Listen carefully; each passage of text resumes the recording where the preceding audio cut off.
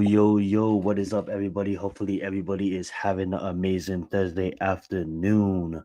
That being said, our fellow co host Mac is not going to be here this afternoon. He has arranged other plans, and it's all good. Everybody needs a break from, the media, a break from online in this overstimulated world. And once again, we are going to throw up our first fireman, Jeff, always watching from up above. But you guys got me, you guys got Adam, you guys got Alex already in the comments. Thank you so much for joining us on time, Alex. We really appreciate On you on that time, front. every time. But yeah, basically, you guys see the title. Um, we're basically going to be talking about the New York trash cans that was and that remains. We thought they was going to do it in Germany, but unfortunately, even the German crowd was let down on that one. I think they had more fun singing "Take Me Home," and "Sweet Caroline" and all those fun songs that they sang in Germany. John Denver, I believe that song is, and then obviously "Sweet Caroline." We all know that one as well. That being said, though, we are probably going to preview Mike Tyson versus Jake Paul. We're probably going to start the show with that, and then we'll probably lean into just giving you guys the status of the New York Giants as the way we see it. The state of the Giants, and by then we should have a few other people in the chat, and by all means, you guys are more than welcome to weigh in and give you guys opinions as well.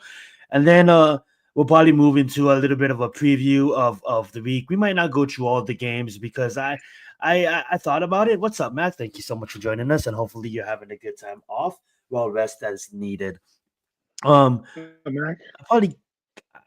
I probably, we probably won't, going forward, guys. I made the decision, and I did want to bring it up to the boys, and I know the boys will probably have the same feeling. I don't think we really need to preview all the games because there has been some shitty matchups as of recently. I feel we should highlight the games of the week and preview them. But before we get into that Mike Tyson and versus Jake Paul fight, I do want to also say that we are gonna probably I do want to ask Adam before we get into that fight. We'll probably mix it up at football, get into some little bit of boxing, and then get back into football.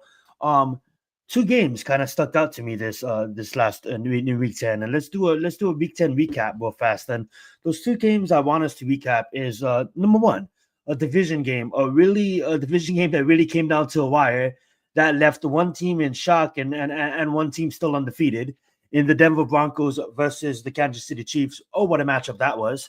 And then another game I wanted to get to is the ending of the Pittsburgh Steelers versus the Commanders of that rookie. Obviously, he's a rookie. He's going to learn from that, but making that crucial mistake that basically cost the Commanders a drive and that basically the victory. That being said, though, let's start off with the Kansas City Chiefs versus the Denver Broncos. Both of me and you picked the Denver Broncos to win this game. I believe we all did. I think we all had Denver to win this game, including Mac. That being said, what's your thought on the outcome of it? The outcome of the Denver Broncos, and the Kansas City Chiefs staying undefeated with a block field goal attempt. What's the deal with that? Go ahead, Adam. Sorry, clapping back to people on Twitter, but Handle your business. Forget it. it's an unfortunate way of ending the game. I mean, the Giants Be right into back. Seattle, so we know how that happens. But it was a division game, and it just goes to show when you have a competent defense and a quarterback that doesn't put you in harm's way, you can be in a game like that against Kansas City. So I thought it was interesting. There's been more blocked field goals, I think, this year than I've seen in more recent history.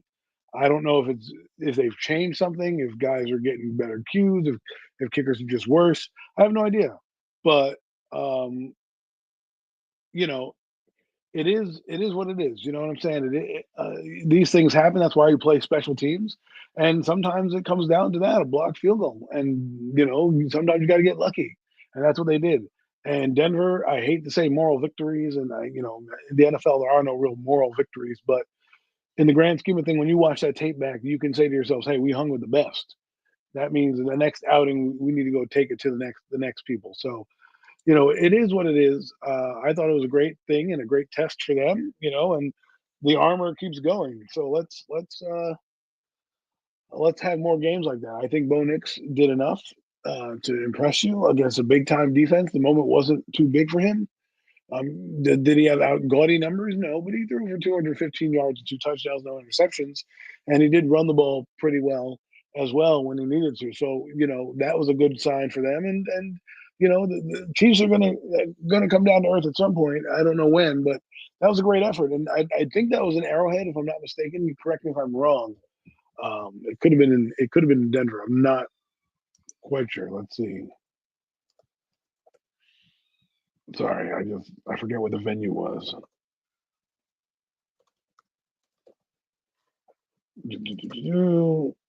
So yeah, they lost to the Chiefs in Arrowhead. So think about that. They lost at Arrowhead, one of the toughest places to play. They held the Chiefs to 16 points and were in position to win. Again, I'm not trying to take moral victories away from things, but if you're a young team, the way that Sean Payton has these Denver Broncos, you've got to be kind of happy. And then the next game you play is against the Raiders, right? Oh no, excuse me, the Falcons this weekend. So you may not beat the Falcons, but it's another good test that you can go up against and see. And they're fighting. I didn't expect Denver to be in the wild card mix. They're in the wild card mix. And they'll win some games here down the stretch. I mean, they Sorry, I have was a repairman. They're doing some repairs at my house right now, so they you have might hear some the banging, but I'll try to mute myself. I'm they have sorry, the Matt. Raiders. Continue. They have the Raiders. They just lost to the Chiefs. They have the Falcons, the Raiders, they have the Browns, the Colts, the Chargers, the Bengals, the Chiefs. They have a chance to win a few games and be in that fringe playoff mix. And the Chiefs, who probably will be in the number one seed, you never know. Maybe that game gets them into the playoffs because the Chiefs are resting their players. So that's all I have on this game.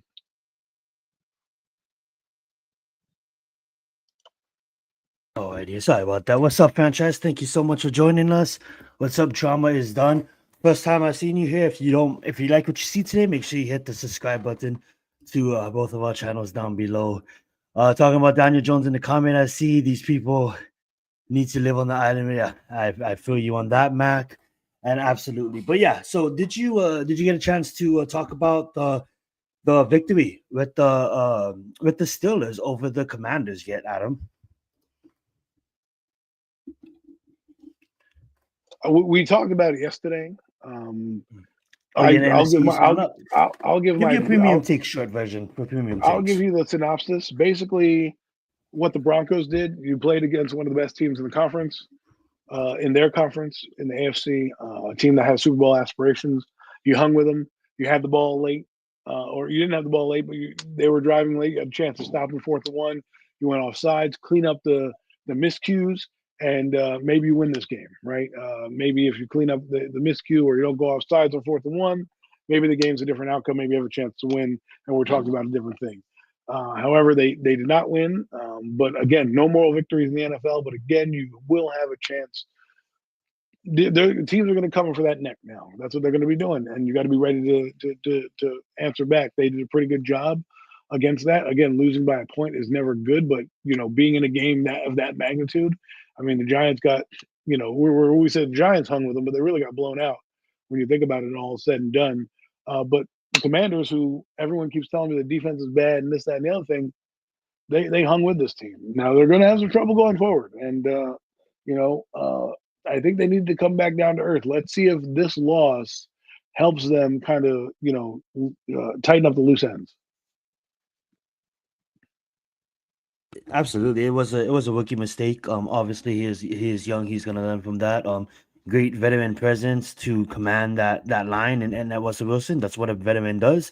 And I'm absolutely beautiful to watch them, see bouncing them off sides, especially a good team like Commanders that has a great game against the Philadelphia Eagles tonight. So that should be a good matchup. We'll get to that a little bit later on in the show.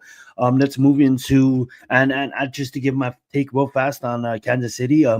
Good teams find a way to win games, and great teams find a way to do some amazing things. And that's what Kansas City is doing this year. They're just winning. Their defense, absolutely underrated. One of the best defenses in the league, bro. Their defense is basically putting the Kansas City Chiefs on their back and not necessarily carrying them, because Andy Reid is absolutely baller head coach. But just that whole thing that they have going in Kansas City, they have that winning mentality, they have that winning momentum, and they're pushing it forward. So shout out to the Chiefs remaining undefeated. And I know that's going to mean a lot to Patrick Mahomes if they can make it to that big number that hasn't been done ever because of the additional week. So if they're able to even tie Miami, or even, too soon to say, but that's gonna be history in itself, and I know that's what they're chasing down in Kansas City. That being said, though, let's move into boxing. We got a big fight coming up. It wouldn't be big maybe 5 years ago, but Jake Paul, I have to give him his respect. He's built his brand up to actually headline a major card like this. When I mean major, what I mean by this is it's going to be the first time ever that boxing is introduced to the Netflix crowd, and Netflix basically is the number one streaming service on the planet in over 180 countries, I believe, and it is actually beautiful to see him go from this guy that literally is boxing nobodies or retired bums to fighting a legend of the sport. And I will say this: maybe if this fight happened, I know Adam maybe has a different take on this, and I know for sure he does actually. But I would say this, man. Back in the '90s and the late '80s, when Mike Tyson dominated this sport, the golden age of boxing, um, that guy was basically a demon, hypnotized in the ring. We all can go back and watch documentaries on his life and what that guy had to go through. But regardless of that, his accomplishments in the ring, hands down, is second to none. One of the best boxers of his time and one of the best boxers to ever live. And that being said, I don't say that lightly.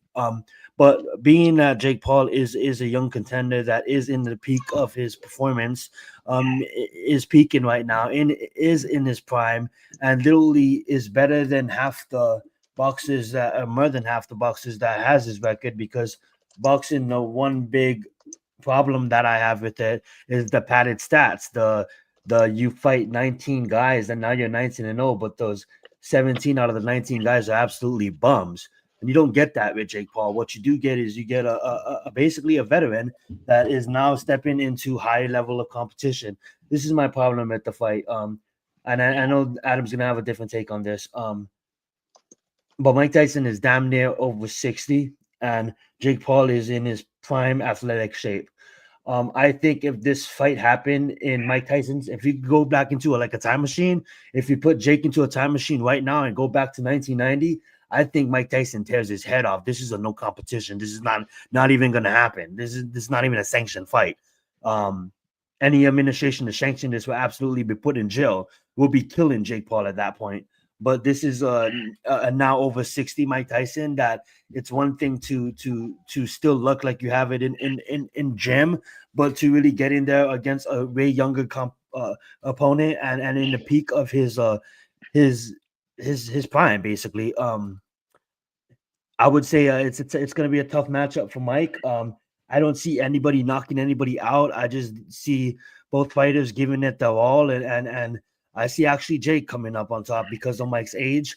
I know Adam has a different point of view when it comes to this because he actually seen and actually watched Mike Tyson fight. When I was growing up, I was really young when he was dominating, so I really didn't watch boxing as much as Adam probably seen him in his prime. So I'm gonna turn the mic over to Adam. What you think about Mike Tyson versus Jake Paul, my friend?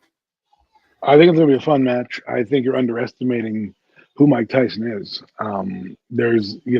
There's a reason why they call him the baddest man on the planet. And yes, if in his prime, this would not even be a contest right now. We wouldn't even talk Jake Paul. We'd be like, who is he gonna even last 3 rounds with the guy? But he's older. That doesn't mean Mike Tyson has lost it. When you're a fighter, instinctually things happen. And I don't know Jake Paul as a legendary backup. Um, I don't know his boxing background. I don't know how long he's been doing it. Mike Tyson's been doing it for a long time. And I'm not saying a 60-year-old athlete, should dominate, but if you think Mike Tyson's going to go out there and just fall over, you got another thing coming. That boy doesn't like to lose, to no matter what. You don't like to. You shouldn't piss him off because the more you do, the more he gets intense. And the fact that he was there doing what Jake Paul does, and that's stir the pot, have his gold and his diamonds out, little diamond crusted ear cast or whatever, saying he didn't want to get his ear bit and stuff. Really digging at Mike. One of Mike's low moments in boxing. Obviously everyone knows the infamous ear bite. If you weren't born in the 2000s and you were born in the mid 90s and you knew anything about sports, that was a big deal, Yeah, that huge was deal. big. It's still big to this day. It happened. Mike Tyson, he was getting beat, obviously, bit Evander Holyfield. But since then, he's had a couple fights here and there. And I'm just listen. I know who the guy is. I've seen him. You listen to him on podcasts. You see what he does with his body. He's in great shape for a guy that age. And the guy doesn't like. There's one thing if it's like for charity or just exhibition, which is just it's a payday. Let's be honest. At the end of the day, they're both getting a big bag, big purse. Netflix is hosting it, right? So Netflix got them deep pockets. So you're gonna see that. But to me, if this is a real fight, Mike's gonna take it as such. I just gotta be like, I'm trying to be like, listen, I understand if Mike loses at 60, but don't be surprised, man, if he gets that guy with like a right hand, the quick 1-2, you Yeah, know, absolutely.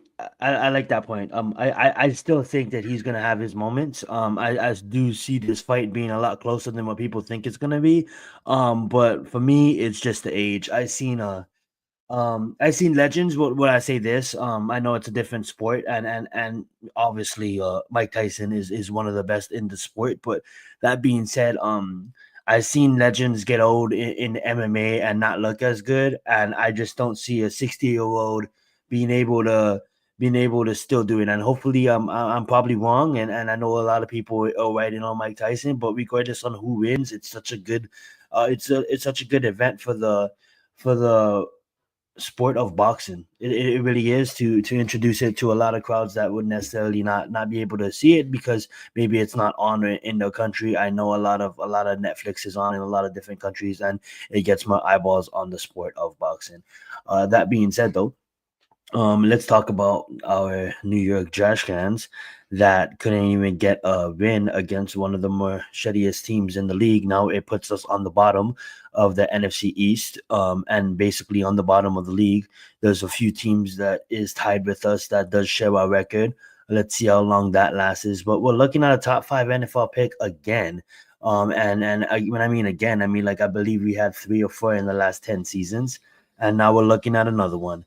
And the sad thing about it is, I'm sorry about the background; they're doing some work.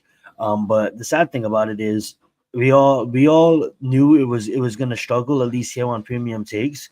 But it's kind of sad that we didn't know it was gonna be that bad.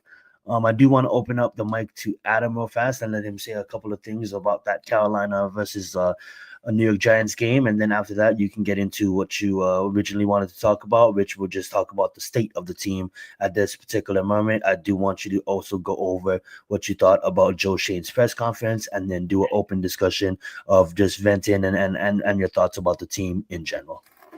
well, the team's ass. And apparently, all I do is talk about Daniel Jones, but I don't. He's part of the problem. He's not the problem. But let's get into that for a minute. This loss was a terrible loss, and I was talking to some guys this afternoon, and I said this loss was probably as bad as the Joe Judge doing the fucking 3 handoffs as a give up. Right? That's how bad this loss was. You had all aspects of the Thanks. game being seen by how bad this Be right team is. back. You got it. Okay, how bad they are. Now, many of you have heard me in premium takes. I mean, on NFC East Roundup, but to give you a kind of a little bit more different viewpoint of it, everyone's complaining about the play calling, and that's fine. Brian Dable stinks. He should be fired. I'm advocating for him to be fired. Those of you who are listening out there, if you're listening out there, I'm advocating for him to be fired. A lot of people think that my mantra is my game is Daniel Jones sucks. No, I was proving to you what you guys finally, or most of you saw on Sunday, is that that guy is not fit to be in the NFL. That guy for 3 years has taken up countless amount of time of our time, and has set the franchise back. Remember, Dave Gettleman said, "When you don't draft a quarterback, you set the franchise back 5 years." Well, guess what? We were set back 6 years. This guy has one of the worst records in the history of the game, but we tried him out there. Right? This game plan was to run the football, and we couldn't even put points on the board against a team that is the worst team in football. They gave away assets. People, think about this. They gave away assets. They gave away players because they're not trying to win, and yet we still lost the game. And we want to blame, the play call. I can't blame a play call when it's open. I know people are mad about the flea flicker. So let's get into that. Let's open that box a little bit. Okay. Everybody hates the flea flicker, but let me break down the scenario for you. Here's Brian Dable. Probably shouldn't have called the flea flicker. Probably should give it to Tyrone Tracy. We can argue that. Fine. Should have messed that up. But at 3rd and 1, he's already down. He knows he's going to go for it on 4th and 1. Why not take a shot play to try to increase this, increase the yardage to get to, right? Because remember, time's running out. And they don't have much of anything to do, right? They're trying to score points, and the Giants don't do that. They take long, methodical drives. We've seen this all year. They don't do big scoring plays. So he calls a shot play, one that actually works, by the way. The shot play works. The reason the play ends up not working is because the quarterback, who everyone says that I also eloquently beat a drum and my claim to fame is, out there. You can go see my Twitter timeline if you want to know what someone's claiming that my claim to fame is. Maybe you should get to know me and you know that I know a lot more than Daniel Jones, and I saw a lot more than you saw. So this guy, if you go look at the still picture, is looking at the play. 2 guys are open, but he's looking at where the receivers were, not where they're going to be. And so he literally gets the ball. Now, mind you, it's a flea flicker. So I don't know if people know what a flea flicker is. The ball is hiked from the center to the quarterback, handed to the running back. The running back runs up to the line, turns around, throws the ball back to you. If you don't know where the fuck your guys are, or you're not ready in stance to know where they are, then you're just bad. So you have that extra second that they give you because the defense has already bit on the play fake. There is nobody around. The play call was actually a good one when you think about who's open, right? It was a great play call called against the defense coming that way, right? So now he misses the throw. And then on top of that, pats the ball where you could have dirted it to nobody. At least we would have been like, what the hell are you doing? At least it's 4th and 1. And what do? You take a sack. The one thing you could not do is take a sack. You didn't even feel it coming. You're looking that direction. You can't turn your eyes and be like, let me drift a little bit more. No, you just ate the sack, ate the ball. And there goes the possession. Okay. So I can't always blame the play calling. Now let's talk about another play that was so eloquently put on Twitter. And the caption was, a good QB and a good coach know that there's a hot read on the play and the play should have been delivered. No, my friend, whether or not the hot read needs to be delivered, you can't tell me that a coach is not going to put his starting quarterback and tell him what the hot reads are. He can't go out and tell him to make those plays. The quarterback's got to know. That's what he's got to do. That's quarterbacking 101. Okay? You want to call it's a bad play. The play is executed. There's actually men open on the play. He, instead of hitting the deep route, goes to the running back in the flat, and instead of giving him a good pass to catch the ball or put it where only his guy can drop it out of bounds, he puts it on his back shoulder, and the kid can't make the catch, and it falls into the linebacker's hands. How in the world is that on the damn coach? Oh, well, he didn't tell him the hot route. Why do good coaching? Because good coaches have good quarterbacks who understand down and distance and awareness on the field. That is what you do. The coach can't do everything for you. It's like when you give a kid a math test and you give him the answers to the test and he still gets it wrong. You're like, here's the answer. The answer is A, and you put B. I will say this though. Oh, continue. I didn't know you was it just doesn't make sense to me. So people are trying to tell me I don't know what I'm talking about when I talk about this, or I'm beating a drum about a quarterback. I don't even care about the quarterback this year. To clear that up, me and you had a lot of private conversations on the phone that literally you was basically going off on Brian Dable, and for those who don't know, yes, he talks. If I can defend you real quick, I would say this, like, yeah, you go off about the quarterback a lot because it's been a plague of our organization for the last 6 years, and who wouldn't if they really love this team? And the fact that people are still trying to bat a blind eye to it is absolutely pathetic.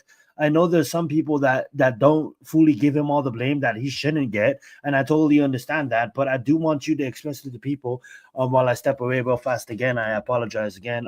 What's your thoughts on Brian Dable, on how he's handling this whole season that is 2-8? Because it comes down to the chopping block, and I do have a feeling if we can't win another game this year, Brian Dable is gone. He's done. What's your thoughts on that? I mean, He's going to be fired. I think he's going to be fired regardless. I mean, they need to win a lot more games and pull themselves out of the fire. But Oh yeah, oh, yeah. to you so eloquently put a bow on the DJ thing.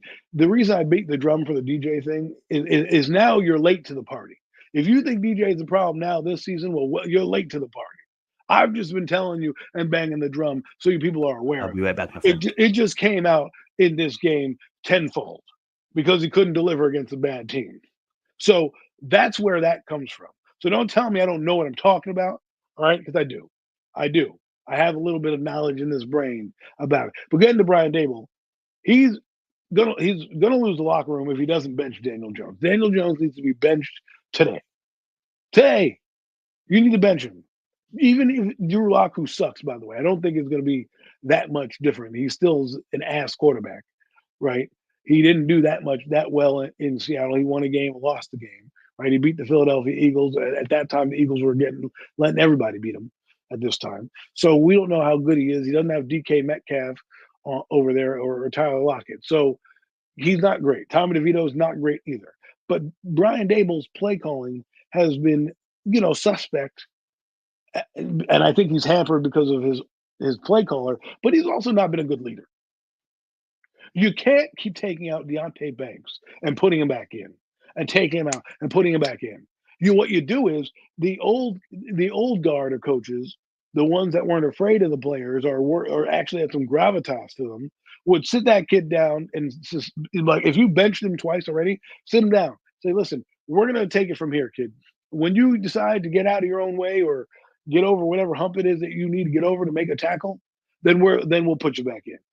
But this constant back and forth, it makes you look phony. It makes you look like a fraud because it's like, well, you're not even benching the quarterback, but you're benching me. And this guy, I'm not making as many mistakes as this guy is making. And yeah, I got caught with my pants down because I didn't make a tackle all over the field. Everyone blasted me, but I'm a first round pick. It's up to you as the coach to go sit that guy down and either motivate his ass or put him on the bench like everybody else does. The problem in the NFL is nobody wants to coach anymore because they're all worried about the players and their money and how much they make.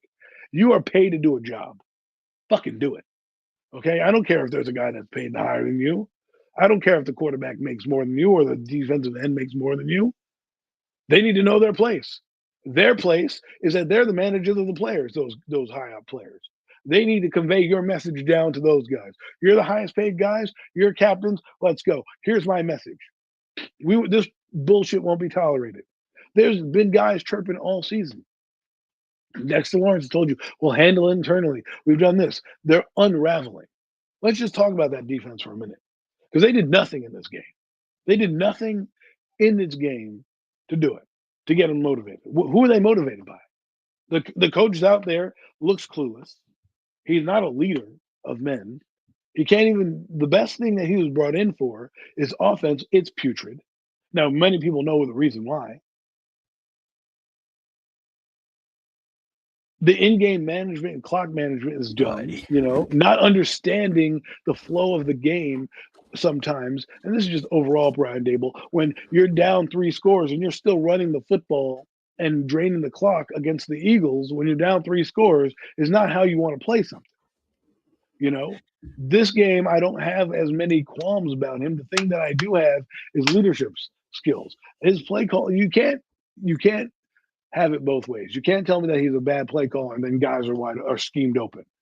You can tell me that he doesn't have good in-game management and in-game ability to understand in-game strategy.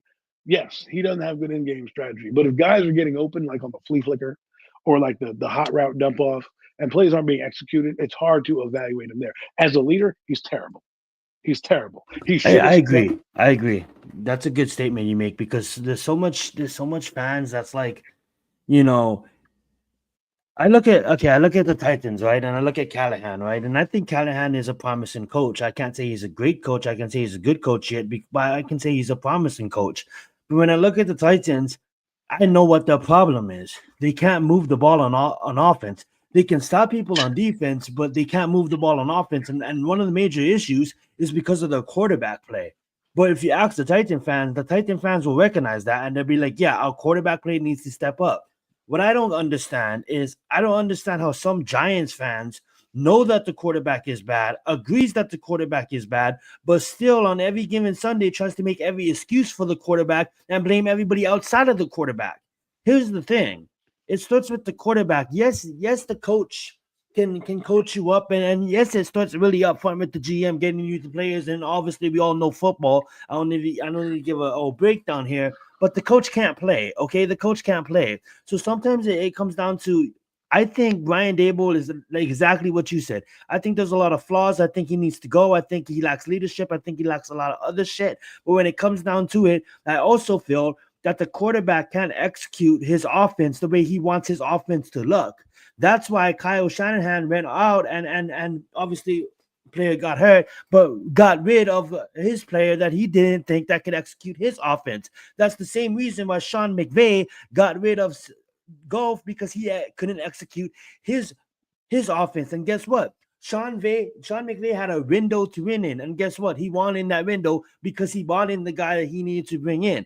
As much as I want to see Brian Dable go, a lot of my frustration is to those fans that is still in week 11 of this NFL season, still trying to cater to Daniel Jones and trying to make the excuse on if this was right, it could have been that if he had Andy Reid, he could be. No, it doesn't fucking matter if he has Andy Reid.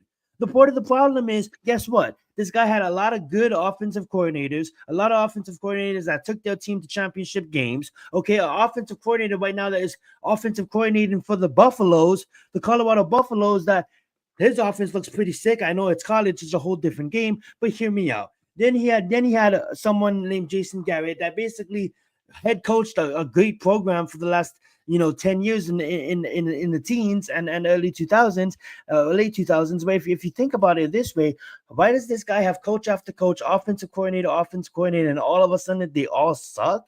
That doesn't make Well, sense to me. It comes down to one outlier. It's you, bro. How can you go from one job to another job to another job to another job, right?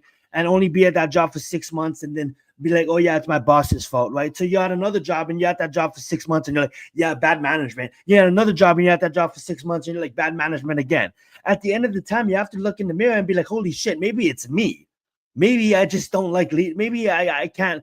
I don't fuck with well, authority, right? It comes down to that, and I just don't like these Giants fans keep on making excuses for Daniel Jones when we know what needs to happen, and it's been needing to happen. We've been telling you, and it's been happening for the last 2 years. But what do we well, get? We get fans that oh no, it's not his fault. Watch when he get a fucking wide receiver. Guess what? We got a wide receiver, and guess what? He is him. And I have nothing against Malik Neighbors because the guy is gonna be great. But guess what? With two wins. What are we 2-8? What are we 2-8 at him with our stud wide yeah, receiver? That didn't I tell you in the offense? Daniel Jones is gonna place the ball where he's gonna have to reach for it and he's gonna get fucking hurt. What happened? Didn't he reach for a ball and didn't he get a concussion at him? So yeah. it's mind boggling to me. But go ahead. Well, I don't really care about Daniel Jones anymore. He's going to be benched. He's booty cheeks.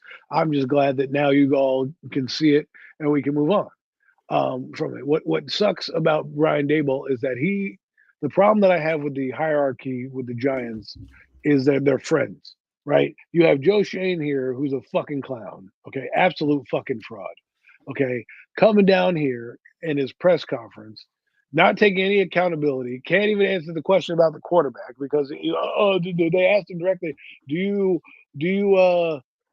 think you have a quarterback problem? And he's like, what do you mean? What position are you talking about? He's like, do you have a quarterback problem? No, motherfucker, we heard the first time. You heard that shit the first time. They asked you, what do you have a problem with the quarterback room? You didn't say it. You're squeamish. Now you're probably going to fire your best friend because you're throwing him under the bus as well in your press conference, saying it's not all me. I bring in the players. Blah blah blah. We're 45 players away. So essentially, you're saying that the coach can't get the best out of the players. No, motherfucker, you squeezed Nick McLeod out for a mere $950,000. Well, how much did we get on the cap on that guy? Like the guy didn't want to pay a pay cut. Well, guess what? If I'm the last guy on the roster member number 53 or whatever he was, maybe in the 40s, and they ask me, I'm making $1 million, and they're saying, well, you know what? Now you're going to cut your salary in half. Is that okay? Like, no, I'm not. Well, now we're going to fire you. Okay, now I'm going to get whatever salary is owed to me. So Screw you, right? And that's what Nick McLeod did. And now he's on the 49ers, Max. On their practice squad. I think he went with the 49ers. I could be wrong, but Could get called up when they actually go like 49ers could get into the swing now that McCaffrey back that they win every single game here on out, and then he could get called up and literally be playing on one of the better teams in the league. Don't let the 49ers fool anybody, and especially in that division. Nobody's running away in that division. Think about this. They have a chance to be in the playoffs. They've been good for a long time. You get to go to the Bay Area, right? You get to get out of the shadow of New York and the stain of that fucking stench of that fucking franchise, and you upgrade. Every player that has left the Giants in this Joe Shane regime has done better, whether that's Evan Ingram, whether that's Julian Love. McKinley was having like a Hall of Fame career the first 5 weeks of the season. In 5 games, he had 5 interceptions. That's something ridiculous. And he quickly hurdling guys backwards. McKinney, the value you're seeing it right now because we don't have an interception. We don't have any guys making plays, and that's because the elder statesman, the patriarch in that defensive backfield, you let walk. The guy who knew every position in the backfield that erased, you call him the eraser because he erased things from happening, is not there anymore. Instead, Joe Shane, what did you do? You drafted Jarvis Owens. You drafted Dane Belton. You drafted, Tyler Newbin. You brought in Jason Pinnock, 5 fucking safeties, and then you let McKinney, the best of the bunch, go. Right? What'd you do in the draft this year? You drafted another cornerback who you drafted Flott. You drafted Banks, and now you're drafted Andrew Phillips. I mean, how many quarterback corners do you need in the offense? The first year, you were top heavy with the offensive line. You drafted Neal, you drafted McKeithen, you drafted Azudu, all fucking ass, by the way. And then you drafted JMS. Yep. Okay? Brought in nothing in a good draft class for linemen, didn't do anything. Instead, what did you do this year? You needed a quarterback. You say on Hard Knocks you need a quarterback, which I'm going to tell you a little thing, that little nugget. When you rewatch Hard Knocks and he's talking about the quarterback position, he drops in, I spent money on Daniel Jones. The buck should have ended there. The tape should have stopped rolling. That should have been it. It should have said, I spent money on Daniel Jones. He's got 3 years left in his contract. All you have to do is we'll address the quarterback situation next year if he doesn't pan out this year. Bang! Would have been done. You would have been done. We would have been like, fuck it. It sucked. Yep. You're not taking a quarterback. You would have been done. Instead, what did you do? You fly out to this quarterback, fly out to that quarterback, only to be like put up a ruse to get a luxury pick in Malik Neighbors. A luxury and pick then selling the winning season to the fan base, right?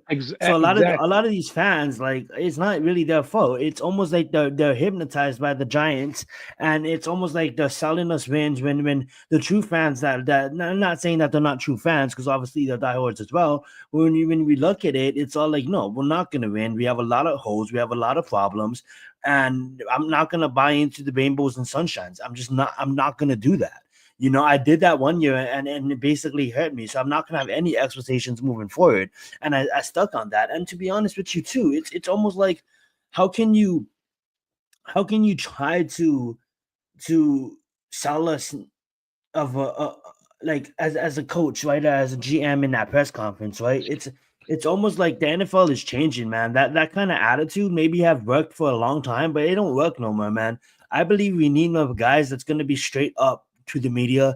I think as we go forward, if we do get new general managers, a new GM, I want them to be like a GM that basically a general manager, a coach. Sorry, same thing, but head coach that basically would let us know, like, stop trying to bullshit us. Like, we've been bullshitted a lot. Like, don't bullshit us no more. Just let us know what you feel and how you feel. And I love it when I'm sorry to bring his name up again, but Callahan and the Tennessee Titans, when in week 3 or week 4, when Will Levis did that stupid lateral pass, Callahan was blasting his ass, and then he blasted his ass in the press conference. He's like, he's an adult, he can handle it. I love coaches like that. I love coaches like Dan Campbell that say, hey, we're gonna bite your kneecaps, and gets his team motivated and go out there and do it. And that's why my eyes is set on Mike Vrabel, because he's been the coach. He had a winning record as a coach. He didn't get the opportunity because of his quarterback. Obviously, shout out to Marcus Mariota, but he wasn't good enough to get it done. And that being said, I think Mike Vrabel would be an excellent fit for of this organization, especially if you think about the history of this organization, the toughness of this organization, what this organization was built on, the D line, the tough, the big boys. You know what I'm saying? And if you think about it, our coach is too damn soft for this shit. You know what I'm saying? Like we all thought he wasn't gonna be Joe Judge. This guy is almost like Joe Judge in a sense. You know what I'm saying? It's almost like what happens, man. What the fuck happens? It's like Man McAdoo, right? He has his hair, then he goes and he gels his hair back. He looks different, and then everything goes to shit. You have Joe Judge, he does a little thing, everything goes to shit. Then you look at Brian Dable, he loses weight, everything goes to shit. It's like, why is it when our head coaches make a big appearance change? It goes to shit. And obviously that was just me cracking little jokes. But my point being, I mean, like this team needs the total rehaul, and it is just sad that us as Giants fans still waste our time and energy talking about this team, because obviously we love this team.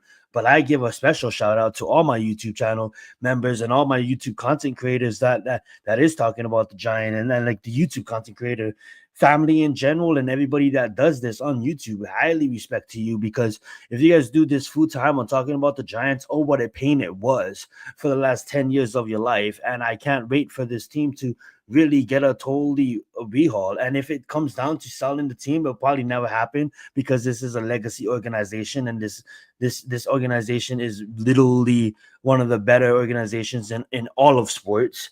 So, and it's a family-owned business that will probably never sell. But if you really, Mara, just sit down and really think about the legacy of the New York Giants, and how this whole shit started, man, from 1926 till now. And look how much great people came in the doors of this organization. And how would your dad feel? And I think he hurts. I think Mara thinks about that at night, and I think it hurts him. So hopefully we can get this shit straight, because as much as we fan, or as much as we talk shit about ownership, there's no one that is a bigger fan of this team than ownership. And I think ownership really needs to look themselves in the mirror and be like, holy shit, we can't go with another young buck. Even if maybe that young buck, I love what Max said last week. Johnson, I would love me some Johnson. But really, if you're gonna go with a Johnson, at least get him a GM that is experienced. We can't go with no first time. It's just not gonna fly in my book. We need some experience in this fucking building. And if I was the New York Giants and Joe Judge 2.0, I know Mac loved that comment. Fucking Brian Dable. But if I was ownership, I will promote Brandon. I will literally promote Brandon. I think he was one of the smarter motherfuckers in that room. What I've seen on Hard Knocks, he's literally, him and advisor is literally telling Joe Shane, what are we gonna do about Berkeley? He accounted for all of this offense, and Joe Shane is laughing. We'll be okay. Not gonna pay a quarterback to hand the ball off. But literally, if you really look how Brandon speaks, and Brandon carries himself, and you don't know Brandon, he is the assistant general manager, Joe Shane's right hand man. I think you give that guy the job, and you bring in a veteran like Mike Vrabel, and we'll see what happens. I don't know how things will work out in that coaching schemes. Who wants to work with one another? I know a lot of fans want Bill Belichick. I think obviously, if I'm Bill Belichick, I'm just selling the Mediterranean at this point. There's nothing left to prove in the NFL. Nick Saban, there's nothing left to prove in the NFL. If we are going to bring in a non-experienced head coach, it needs to be someone like Johnson from the Lions. It needs to be a hot commodity in college, and not no Urban Meyer, like a legit college coach. But outside of that, anything else you want to capitalize on the Giants? Talk about the Giants before we head into some of our previews for the week. Don't really have much to say outside of just someone on Twitter is trying to set up a debate with me. Now they're trying to say that they know football. Give me a break.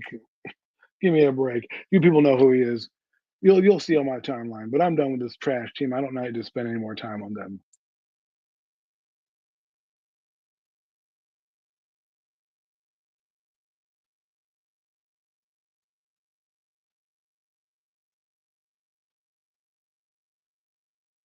Sorry, I was muted. I love when you had that debate against NYG. I think debates are healthy, and it's good for sports talk, as long as it doesn't get any violent with words. I love seeing you debate. You know, NYG was a good one. NYG handled himself great as well. That would be fun to see you in another debate. That being said, though, let's move on to some of our picks of the weeks. A little bit shorter show this week, guys, because it's just the two of us, and I do gotta do something here in a bit, but it's all good. We are gonna get into some of these games, not all of them, but we're gonna look at some highlighted. I was gonna talk about the game tonight, but I know Adam and Mac probably previewed it yesterday. Um, so that being said, I will just cover it real fast because I think it's an important game, and we really don't have that much this week. But that being said, we do have the Washington Commanders versus the Philadelphia Eagles at Lincoln Financial. The Washington Commanders are coming off of that horrific loss against the Steelers. That literally was that rookie's fault, but we don't blame him. You win as a team, you lose as a team, but it was his fault, just to be point blank. Period. Eagles coming off of that absolutely ass kicker against Dallas, but who is Dallas this season? I think this is going to be a tough game. I don't see any team kind of pulling ahead. I see this is a back and forth matchup. And I'm gonna have the Commanders edging the victory out on top. Unless the home crowd gets involved, and Philadelphia Eagles do what Philadelphia Eagles do is just they show up against big teams in big moments. But honestly, I think this is the Commander season, and I think they don't. They go they think what happened last week, and they come out moving the ball on the Eagles. I could be total wrong. The Eagles could shit the bed. I mean, the Washington Commanders could shit the bed, and the Eagles could win 28-10, and that would not shock me. But let's send it over to Adam. I missed your video yesterday. I missed you guys' show yesterday. So if you can remind the people, who do you got in this one? Do you got the Commanders or do you got the Philadelphia Eagles?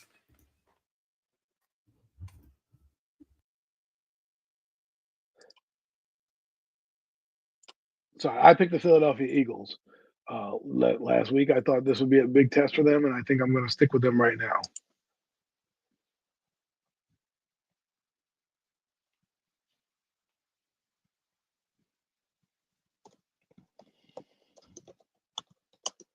And by all means, just get if I skip over a game that you want to talk about, Adam, just let me know. He has the Eagles. I do have the Commanders in that one. Alrighty, our next game we are going to preview is the Baltimore Ravens versus Pittsburgh Steelers. A huge division game. This is going to be the biggest test for the Steelers by four. The Baltimore Ravens had basically played against some good level competition. Both teams actually played against good level competitions. Can't take anything away from the Steelers.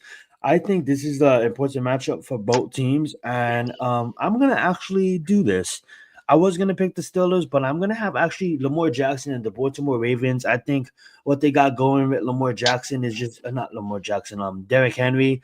I think they're a team that can move the football on the Steelers defense, and I'm gonna pick the offense of the Baltimore Ravens over the Man, defense of the Pittsburgh Steelers, and I can't believe I'm doing that right now. But who do you got in this one, Adam? I've been on the Steelers my God. all off season, all this season, but I do have to ride with the Ravens in this one.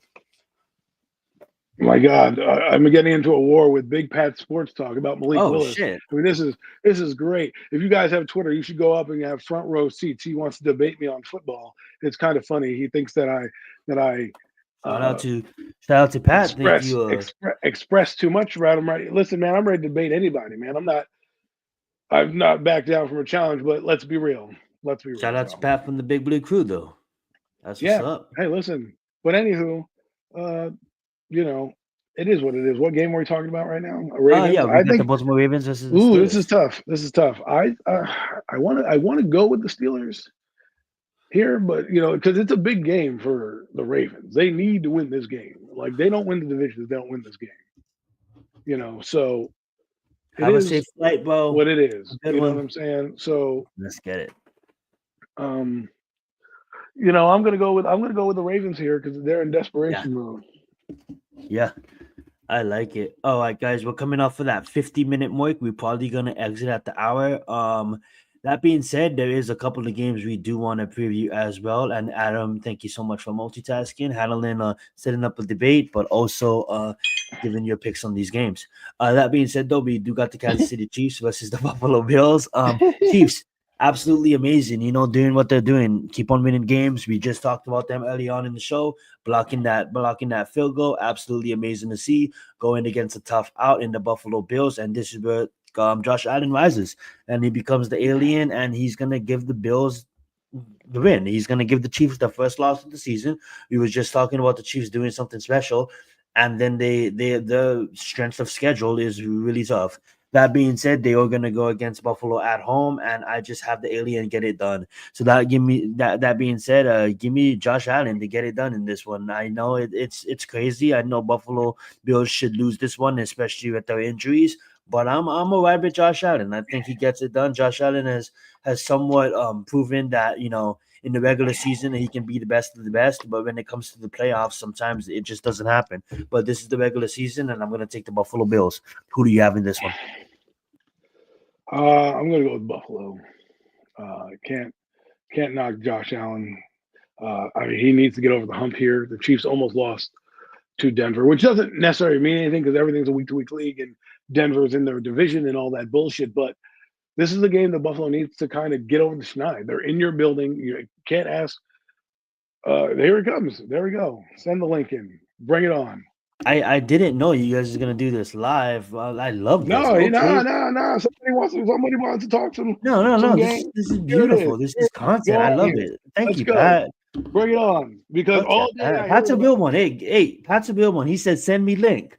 I love that shit. He said, "Send me link." No, because I got you. He wants to be called out, right? So he says I call him out, so I'm calling him out. Let's go. Where are my flowers? If he was the guy that you were talking about earlier, I would want the link. There it is. Hello. Oh wait, I was just about Welcome to send it. into the show. Yeah, that's Pat. All right. Absolutely. Hey, Pat, thank you for being a real one. It looks like Adam wants to what's up, Pat? Thank you for being a real one. It looks like Adam does want to debate you on something, and I'm not on Twitter, so I don't know. I've been on these shows. Hold on, Adam. Baby. I don't know what really went down, but it looks like this is going to make. I called him out on something. So, that's all. Hold on, Adam. I appreciate you joining, Pat. Shout out to Pat. Please plug your channels. I know people can find you, but please, where can people find you? I don't need to plug my channel. I don't do that. You guys already know who I am. So you want to come on my post and talk yin yang? Get mad? What are you mad about? I'm not mad about anything. Because you're getting angry. If I was mad, if I'm gonna moderate this, it needs to be respectful. Yeah, I haven't said anything. Let him talk. Let him talk for a minute, and then a couple minutes, and then you can rebuttal. Go right ahead, Pat. Sorry about that. So everybody and their mama wants to come at me and talk about Daniel Jones, and you were wrong about Daniel Jones. Okay, so I was wrong about Daniel Jones. I was wrong for saying that I wanted to see what he can do with an offensive line and a couple of weapons and a good head coach. Now, people weren't hollering I was wrong when we made the playoffs in 2022. And then in 2023, everybody and their mama got injured in 2023, and he didn't play well. And this year, he hasn't been playing well. He has missed receivers, but also the play calling hasn't been that well. And the receivers lead the league in drops. That's a fact. 30 drops. Okay, so what? And hold on. And then if we do catch some of those drops, we win some of those games. True or not? That is true. Okay, so hold on. So if they catch some of those passes that they drop, how many games do you think we win for those passes? How many games? We win 3. We win 3 more easily. Okay. We win against the first game against the Commanders. We win against the Cowboys, and we win. Who do we play right after that? After the Cowboys, we win against the Steelers as well. No, we played Cincinnati. Okay. Now in Cincinnati, was that all on Daniel Jones? I don't believe so. That was a horrible first half he had. Yeah, that was a horrible first half. He couldn't do anything against the worst defense in the league. What are you talking about? What are you talking about? One of the worst defenses in the league, but we couldn't get anything going. You want to know why? Because the head coach was running it up the middle the whole game. That's what their weakness was. They gave up 200 yards rushing the last week. It wasn't because BJ Hill and that other guy came back. That's why they were having a rough time. We've run on better lines throughout the season. But that particular game, was he calling very good run plays or plays, period? He called plays that weren't executed. They were running the football. Didn't Tracy score in that game? Yes, he did score in that game at the end of the game. That was one run. Right. So if you want to talk about strategy, he is probably he's a shitty coach in terms of strategy. I want him to be fired. So you're barking up the wrong tree when you come and So telling me about Brian I'm Daboll. not saying anything, but you act like if we just changed Daniel Jones, everything would have been No, okay. That's not true. no. That's not what I say. That's not what I say. That's what you interpret. I say I want Daniel Jones for many more reasons than that. It's going to just change everything. You see what's happening in Washington. That's a whole culture change that's happening over there in Washington. It's happened down in Houston. It's happening over in Chicago. Does that mean we're going to win? No, but it means you're turning the page. My point of moving away from Daniel Jones is to move away from an era that's not working. That he is the main. I have been on what? record. I have been on record calling games, doing film reviews, saying the exact same thing. Have you? I don't know because I don't. Have I? I don't know. Well, have you? Every year. Every you year. don't even.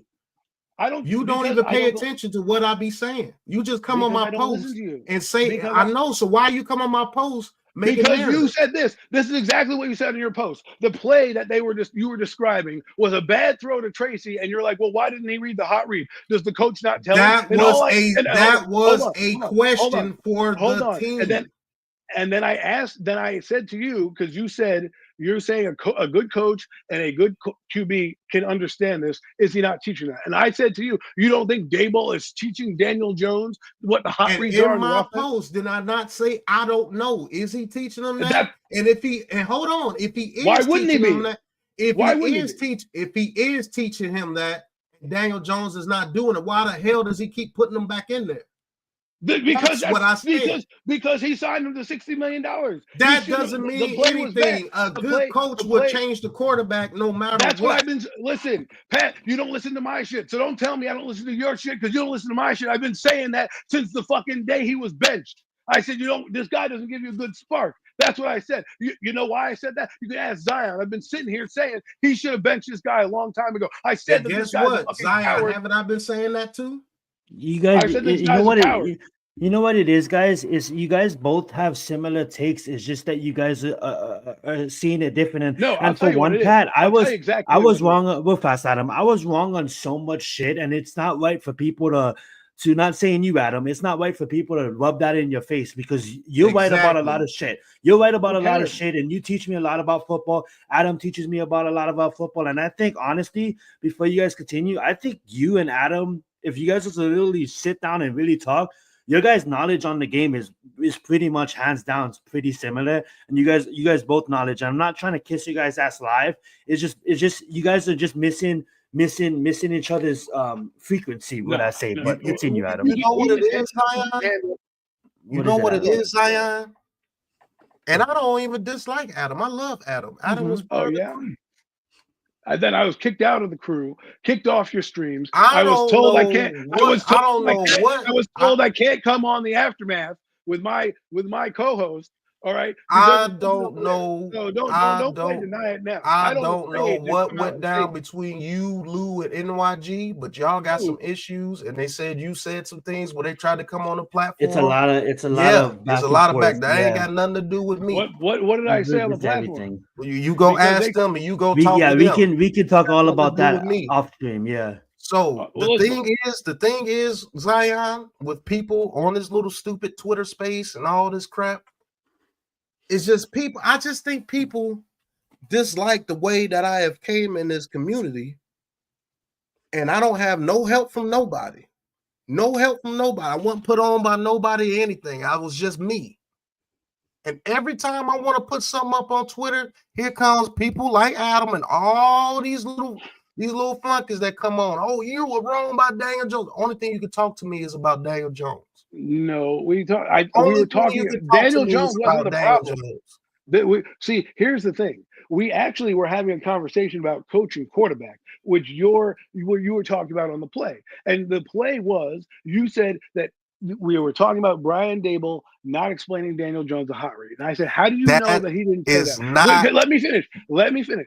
So then I said to you, how do you know he's not doing that? Because to me, if the coach is not doing that, which I believe he's doing that, there's no way that Brian Daboll's having a meeting going, hey, Daniel, don't read the hot read. He is. The reason why he hasn't benched Daniel Jones, which I've been saying for weeks now, is because he's a fucking pussy. You can't bench Deontay Banks and then not bench Daniel Jones. He has lost the fucking football team. He has no fucking backbone, no spine. He has no strategic knowledge of the game. He can call plays. They don't always work, but he can call plays. He just doesn't know how to strategically use those plays. And what I mean by that is he doesn't know down situational so 1 second. So you just said all that about Brian Daboll. So when I post on Twitter about Brian Daboll, he needs to fix some things himself. Why do all these guys come at me about that? If you just say all that about Brian Daboll, talk to them. I don't know. I'm not in your Twitter space. Just like on the post, you came at me like that. And I said, hold on. I simply asked the question. I said, good quarterbacks and good head coaches, they teach how to do hot routes. This is what pisses me off. What the hell is going on? Because it's either Daniel Jones is not doing the hot, or Coach Brian Daboll is not allowing him to do the hot. That was a question. That wasn't a statement. And I asked you. When you asked me, you attacked me like I was attacking Brian Daboll solely. True or not? I didn't attack you. I asked the question. His ass should have been left in Germany. I asked you a question. Do you think that he didn't teach Daniel Jones? And what did I say? I say I don't know, but it's crazy that happens. That happens all the time. I honestly think there's a lot of. Hold on. He even called out Daniel Jones against Pittsburgh. That's what he did. He said that Daniel Jones should have moved the tight end over. So that means he told Daniel he should have moved the tight end over. That means they went over it. It means their dumbass quarterback didn't make the read. He should have been benched long ago. Herein lies the problem to where we're at. This is where we're at. Because he should have benched him when they had a bad game. He didn't, because the GM, who's an ass, and the coach, who's an ass, and the fucking GM and the owner all want this guy out here. And they told you in Hard Knocks, because we talked about Hard Knocks, about what their plan was. And they didn't bring in any fucking competition. They could have drafted many of the quarterbacks in this draft, which I said they should have. Okay? I said they should have drafted a quarterback this year. We wouldn't be having this conversation right now. But they didn't. You still would be having a major conversation because we don't have Malik Neighbors if we draft one of those quarterbacks. And it wasn't going to be, going to be one of the top 3 quarterbacks. It was either going to be somebody like Michael Penix. Give me a break. Bo Nix is doing a great job right now. Are you kidding me right now? You don't think he can come in here and see how people don't let you finish? Now, I said it wasn't going to be one of the top 3 quarterbacks. It was going to be either Penix or Bo Nix. I don't believe Bo Nix would strive with this roster. And J.J. McCarthy would do well. Who cares about a receiver? You get a receiver McCarthy anywhere. tore his ACL. Can you not? He tore his meniscus, not his ACL. But okay. Anyway, either way, it's a knee injury. It's an injured player. Yeah. But you don't know that's going to happen. You can say that now. You don't know that it wouldn't have happened. I think for the sake of this team, I honestly truly believe that everyone needs to go, and it starts with getting a coach in here that has coached football before. It starts with literally, because Daniel Jones has been a plague on this fan base for literally the last 3 years, and it's literally I'm being completely honest, because Adam, you say a lot of shit that's right, that you don't get the credit for, okay? And I will admit that. You say a lot of shit to me privately on the phone that 2 years later it comes to fruition. Pat, your knowledge on football out of all my friends is hands down really high and second to none. You are really knowledgeable, and it just sucks because you guys are both knowledgeable about the games, but this fucking team is so fucking bad that it literally is there's a major divide, and the major divide is never gonna get mended until Daniel Jones rid of these idiots. Get the fuck out of here, and Brian Daboll get the fuck out of here. And my question is what are these dudes gonna talk about when Daniel Jones finally leaves? What we're gonna talk about the team and the new draft pick and the new quarterback. I'm not talking about you, Adam. I'm not talking about you. I know you talk about the Giants in general. He's talking about the Twitter haters. That you must forget, dude, that you used to roll with us, bro. I know you. I know you talk about other things. You just said on Twitter Jones. that I don't obsess about I Daniel Jones. I know. I just said that because I want you to get mad. I said that because I want you to get mad. You attack me, I'm going to start attacking people back. I'm not mad about it. I'm not upset. Yeah, Zion. I want people. Let me put my face back on here. I want people to get so angry with me that you want to come talk to me, that you want to come to whatever platform you want to go to. I want you to challenge me on football knowledge. I want people to challenge me on how we can fix the Giants, because nobody has a plan. Nobody has a plan of who to draft from round 1 through 7. Nobody has an offseason plan. Nobody has any plan about what coach to hire. Nobody has any plan about what John Mara should do. Should we fire the GM? Nobody has a plan on anything. You know what most people talk about? You know what most people talk about? He's talking about the haters. Daniel Jones. Daniel Jones. Actually, we don't. If you come into the space that we talk about, I don't come into your space because you know why? My name is always mentioned in those spaces. Because my name is always mentioned in those spaces. You know that Adam's on his Twitter spaces. I can't do spaces myself. I can't. I done came in those spaces and shut 30 people down. So what? So don't come to me about no spaces, bro. Charlie still DMs me every day to come. I will say this, Pat. I will say this, and you don't have to, Pat. You don't have to, Pat. But I know this. I'm not doing this to just do it. You gotta somewhat. You don't have to, but can you please just tell Adam, yo, buddy, you was right about Daniel Jones, because I think it really goes. I just came on here and said that I was wrong about Daniel Jones, but I never said that he was going to be a great quarterback. Whenever I never said that I was right either. A great quarterback. You're so stupid, Adam. That guy talk. Oh man, I've literally said, yeah, you're right about Daniel Jones. Oh, thank you. Adam is an emotional soul. He's like me. Adam is very emotional. And that's the truth. I've been saying Daniel Jones needs to go since week 3. Welcome to the island. There you go. I love that. I'm not welcome to any island because I never said that he was going to be this all-world great quarterback. I always said I wanted to see what he was with some weapons, an offensive line, and what everybody wants. And when he made the playoffs. You could say that. I said when he made the playoffs, I said he was bad then. I said he was bad now. I said he was bad in 2021, and you guys told me he wasn't. We fought tooth and nail. The reason he was not bad in 2022. Yeah, he is bad in 2022. 3,200 yards and 15 touchdowns is not good. I got guys in the NFL right now throwing 24 touchdowns. So when Jalen Hurts with AJ Brown and Steve Smith, not Steve Smith, but the Smith kid throws for 3,400 yards. That's great, right? 3,400 yards. The guy had 23 touchdowns. And then he had 10 tush pushes, sir. No, he had 23. No, he had, if you want to add tush pushes, then it goes to 38. Because he had that tush push. He had 23 passing touchdowns with AJ Brown and Smith. And then name Daniel Jones receivers. 15 tush pushes, which means he contributed 38 fucking touchdowns. Okay. And he brought his team to the fucking Super Bowl. So when Daniel Jones contributes 22 touchdowns with that roster, that's horrible, right? Daniel Jones had to throw 20 touchdown passes since his first year. Name the receivers that are still in the league from that team. Richie James is in Kansas City. No, he's not. I would say this. Sterling Shepard looks like he's getting a second win. The opportunities in Isaiah Hodgins can't even crack this roster. Yeah, go ahead. Okay. Where's Kenny Galladay? Where the fuck is Kenny Galladay though? Where's David Seals? Where's Johnson? He has Malik Neighbors right now. He can't do shit. He couldn't do Malik. shit with what are you Darren talking Waller about? Malik Neighbors is leading rookies with receiving yards, and he missed 2 games. He gets the ball fed to him. Well, how many deep But who's throwing it to him? They said Daniel Jones would have one read. Right? Daniel Jones and Wan'Dale Robinson. Wan'Dale Robinson and Malik Neighbors lead the team in receptions and only have like 500 yards on 51 receptions in 8 fucking games because they're the most targeted. That's how I know people don't be watching the game. What's our scheme? Most of our scheme are 3 to 4 yard passes. Our scheme is made like that because our quarterback is incompetent. If you haven't seen it by now, that's the problem. So let's go through Brian Daboll's history.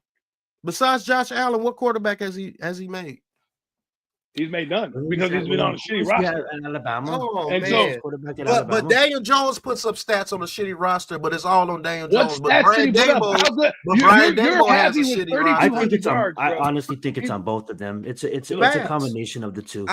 I'm not saying Brian Daboll is not a bad play caller in that regard. But you should have been fucking left in Germany on God, bro. When you make a flea flipper attempt, whether or not you like whether the play is called. That was a bad play on Daniel Jones. He should have hit Wan'Dale Robinson. Yes, exactly. I said that live. So I can't be mad when you throw the ball to the out route to a receiver in the red zone and you throw it on his back shoulder, even though he doesn't read the hot read, he still gets the ball out to his receiver and you throw a bad pass, that's not on. Let me ask you a question, Adam.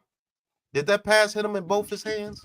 No, it hit him on the back shoulder, actually. No, it didn't. That's no, why, it didn't. It hit him in both his hands. It no, hit him it in both if it hit his him hands. in both his hands, I watched the play a million times. I understand that he caught it up on his shoulder. How does a guy behind you, if it hits you in the hands and your hands are in front of you, does it go backward? Hold on. Because for some reason people act like that ball didn't hit him in both his hands, but it was an off pass, but it hit him in both his hands. So you want to run the dude literally in both his hands. All right. Well, didn't it go off his shoulder pads? Off into no, it went off his shoulder pads after it went through his hands. The ball, if the ball was placed better, he would have been out of bounds. Does every receiver need the ball placed right in front of him every time to catch the ball? There's no interception if he places the ball in front of him. How do you know? I know because the momentum carries you out. Look at all the other good quarterbacks. You throw an underthrown ball like that. So every good quarterback places the ball perfectly to the receiver every time. Let's see it. Look how far back he has to reach. That's in his hands. Are you fucking kidding me? What are you talking about? His hands. What are you talking about? What are you talking about? If the ball goes right where it needs to be, the boundary, this is not even an interception. Zion, come on, bro. Zion, look at this. Yeah. Does it not hit both his hands, brother? Just tell me the truth, man. I'm gonna say this, and I'm not trying to play both sides, but I'm saying this. Daniel Jones needs to do a better job on leading his receivers, and that's a fact. That his entire career. But if you're a receiver in the NFL, hold on. If you're a receiver, so the ball didn't hit both his hands, and the ball hits your hands, you need to catch that. I'm sorry, I've seen receivers. Fine, I respect that. Look what Travis Hunter just did in college. But look where you need to put the ball, though. As a receiver, you need to catch that, but also Daniel Jones need. This is my problem. It's my biggest problem. The ball should be where that guy in the yellow is standing. See that guy in the yellow? It should be, absolutely. That's true. But did it not hit both his hands? But it hit his hands. It shouldn't be like that. Have to catch that. I mean, I get what you're saying. Did the ball not hit both his hands, bro? Oh God. No, but you gotta admit it's a catchable ball, even though it's misplaced. Or it still could be knocked out. But listen, I'm not saying you can't catch the ball, but you can help your guy out. Well, we all know that. That's why Daniel Jones can help out your quarterback too. You certainly can. I think honestly too, it's my biggest flaws with Daniel Jones is and Adam hates it as well, is his time to process. His time to process is absolutely he's doing headlights. He can't process as fast as he needs to, no matter who's blocking for him. He still eyes down receivers and he doesn't lead his receivers. But as far as Pat's point, I understand where he's coming from too. If these receivers could run routes better, and there's a lot of drops on this teams too. There's a lot of drops, and we can't say there's not. So that's the problem. And when you look at play calling, but still, he should not have to turn around to 360 when you're running the ball. Understandable, like Adam. So it's a bad play. So it's a bad play on the quarterback, and it's a bad play on the running back too, because he could at least caught it and stopped the interception. I'm not worried about him. He's doing his job. Exactly, and that's my point. Everybody hold on. Everybody wants to put everything on Daniel Jones when he doesn't. He has to play perfect in order just to be not talked about. He has to play perfect. If this is Joe Burrow or Patrick Mahomes or anybody, he throws a pass like this and the running back doesn't catch it, they're not saying, "Oh, Daniel Jones is the worst quarterback in the world." They're saying, "Yeah, that was an off pass, but the running back still should have caught it." It's always going to be like that because of the fact, and you know this, Pat, and it's because of the fact that Joe Burrow, Josh Allen, Patrick Mahomes, they accomplished things, right? He accomplished the playoff win. Zaya, let me ask you a question. How many times have you seen Jamar Chase make an amazing catch? A lot of times. But a ball that's thrown way behind him. No, I mean, like way behind him, or his thrown is very low, and he still picks that ball off the ground like grapes. How many times have you seen Justin Jefferson do that for every quarterback that he's played with? He's doing it for Sam Darnold right now. Sam Darnold's having a ball a year. Shout out to Sam, but I mean, like, honestly, it really comes down to like everything, man. Like the play, we can't sit up here and we can't say that the play calling has been amazing too, because Brian Dable I never said has that. been a shell. I'm Nobody not saying said you. that. I'm saying I'm saying for myself. I'm like Brian Dable has absolutely been a shell of himself, and I just don't like the combination we have right now. It's a still taste. Yeah, we can move the football, but then when we get in the red zone, we can't We score can't it. score And it points. really comes down Excuse me. to the captain of the ship. And I get it that Brian El Dable Capitan is here. is leader, Yeah. but he's on the sideline. And I think a reason why a lot of people blame Daniel Jones is because it's an easy blame. I'm not saying you, Adam. I'm just saying it's an easy blame. It's like, let's just fucking blame it on the quarterback. But without, like, if you go back and you watch tape over and over again, or you rewind the play, you can kind of see that it's a team game. It's not the UFC, right? It's not boxing. It's a team game. So I don't like that individual being blamed, but I will talk my shit about Daniel Jones because he absolutely sucks and he needs to fucking go. But yeah, that's true as well. It's a team Daniel game. Jones does need to go. But when people like me actually talk about the whole team and not just Daniel Jones, oh, you're a Daniel Jones lover. You love Daniel Jones. No, sir. I'm calling out the seems whole like team. you're getting a little upset about it. Yes. What I sound like is what everybody comes to my post and everything about. When I don't post, Daniel Jones is 100% of the reason the Giants are not winning. I don't believe he's 100% of the reason. That's what you think that I say. You tell me all the time that I'm obsessed with DJ. No, I think that's you are obsessed with DJ. I'm not obsessed with but DJ. You at least talk about other things. But you are. I talk about DJ. You talk about DJ all day long, bro. Let's be real. No, I tell you how bad he is because I don't. Yeah, you talk about DJ all day long, man. Oh, and so do you. Keep it real. Don't act like you don't. I will say this, and Adam and Raphael, we're gonna let you say a couple words, but you just came at a good time where they're talking to each other. So Pat came on to debate, and that's why I haven't let you speak yet. We'll call on you in a bit. I will say this though, in the limelight, on the internet and on Twitter space, Adam, you fucking talk about Daniel Jones a lot, but privately, I can be on the phone with Adam for an hour and we're not mentioning Daniel Jones at once.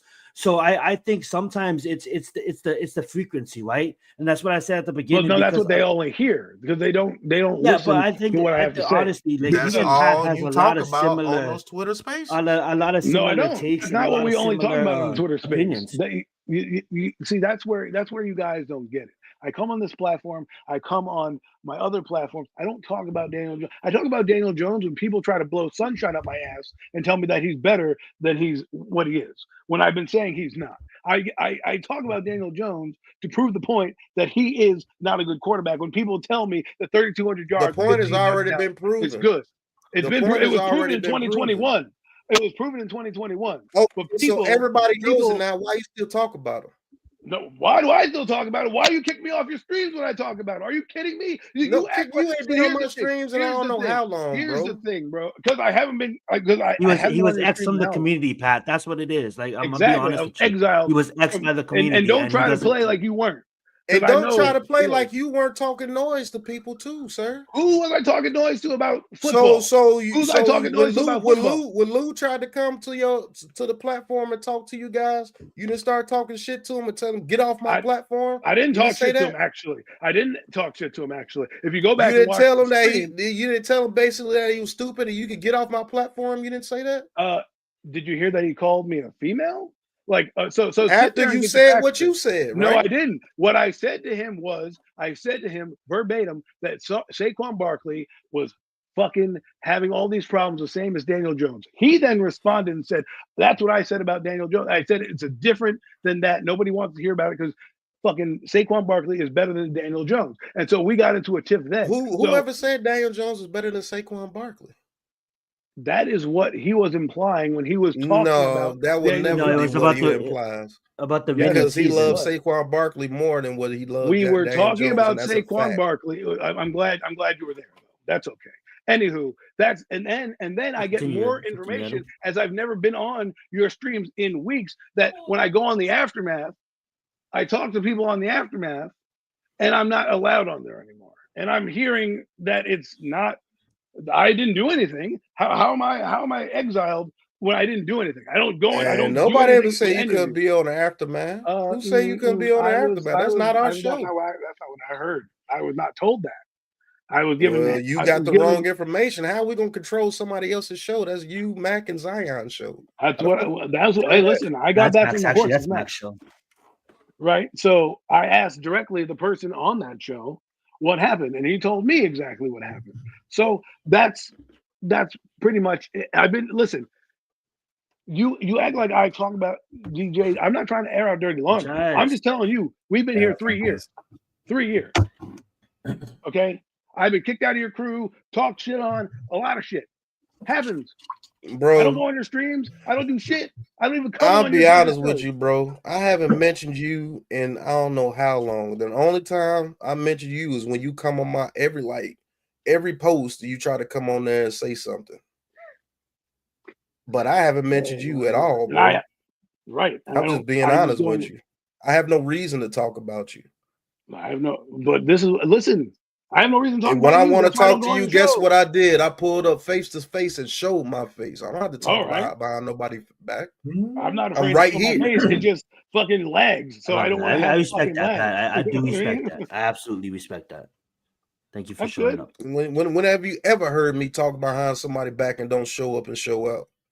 I talk shit about Raphael behind his back all the fucking time. No, I'm just joking. That's the people. That's the people. It's a joke. That's the people. That's the people you hang with, like Authentic and all those dudes who mention my name constantly, who puts me in the post knowing that I'm blocked and I can't see it and I have to hear it from everybody else. And then when people say, "Hey, man, go ahead and talk to Pat face to face," you know what they do? No, I don't have time for that. I ain't got time to debate Pat. Why? Let's talk some football concepts. Since you know so much more than me, since I'm so dumb, because I rooted for the quarterback of my team. Not to mention that I rooted for Tyrod Taylor when he was playing. I was chastised for rooting for Tommy DeVito. I rooted for Jake Fromm. I rooted for Glennon. I do the same thing with every fucking Giants quarterback. I don't care who it is. But I'll be honest with you, Pat. That was my biggest. That was for me with you. I never really have a problem with you. Obviously, our information always gets passed on, and but every me and you, we straight. We're 100. Here's what I will say. The only problem that I really did have with you is like, why is it like, and we'll past that. I mean, like, I'm just bringing it up now because you said that. It's like, why is it when like we have like a Matt Dodge and Matt Dodge fucking sucks and you're like, yeah, you suck. Why did you put it to Deshaun Jackson? Or we have like a Preston Porker. Why the fuck are you throwing it to Preston Porker? Or Ruben Randall, right? But then Eric Flowers. But like, I love the fact that you ride and die for your team, but the only problem I ever had with you is the way you talked about Daniel Jones like he was better than he was, and that's not your fault because like you just explained it. You're gonna ride for your fucking team, and I respect that. But it's all like we can't ride with our team with this fucking guy. This guy's like an Eric Flowers of the quarterback level. Let me tell you something, Zion. Please just name that to me. Yes. The whole time with Daniel Jones, I always said I wanted to see him with the offensive line, weapons, and a coach. I just wanted to see it because I did believe the kid has talent, and he does have talent. He does have arm talent, and he is a dual threat quarterback, but he's shot. He has PTSD. I said that it didn't matter because he's done. Okay, and you're right. You're right about that. But I wanted a chance to see it. Yeah. You know why I wanted the chance to see it, Adam? I like that. I respect that. Because every quarterback needs a functional offensive line and a decent head coach and a weapon. And when we got those things, if Daniel Jones proves that he's not, at least the next guy could come in with a foundation. That's it. That's how it's framed. I don't need to see him to know that I need the offensive line. I can tell right now this guy is not good. I don't need to see him with a receiver just because I want to prove that. Well, I just got to make sure. No, but we knew the guy stunk, and so my thing was I wanted to move off from him. I don't care about getting a receiver and hoping that he makes Daniel Jones better, and then now we'll go get a quarterback. My other argument was, and this argument that I had this year was, you get a quarterback in the pipeline. They didn't draft anybody in the 6 years he's been here. Not one person has been drafted in there to give you hope to even bench the guy. We say you want to bench him. You know why you don't want to bench Daniel Jones? Because Drew Lock's not much better than Daniel Jones. All right, you had Tyrod Taylor on here. That guy would have been pulled faster. but he's not. Tyrod Taylor didn't want to stay here because he didn't have a chance to be a fucking starter, so he left. So then what did Joe Judge? So whose fault is that, Adam? Is that Daniel Jones' fault? Is that Daniel Jones' fault? Tyrod Taylor's not here? No, that's not what we're saying. No, but I'm just to get the picture of it. Okay, I you understand. were right about. Hold on. You were right about Daniel Jones. Okay, cool. But you were going to have to get a receiver anyway for the new quarterback. You were going to have to get an offensive line for the new quarterback. And we have different viewpoints. We wanted Ayuk. We wanted us to trade for Higgins or trade for Ayuk, like get a young quarterback and then trade. So let me ask you this: besides last year's draft, were either Bo Nix or Michael Penix, what draft did they have a chance to get one of those top quarterbacks? You don't always have to take a top quarterback. You could have got Malik Willis in the third round. You think Malik Willis would have survived over here with that team? That's not the point here. The point here is what do you mean? That's a waste of time. He wanted them to would have had somebody in the pipeline in the building to see if a change. Do you truly believe Malik Willis would have been good here with the Giants?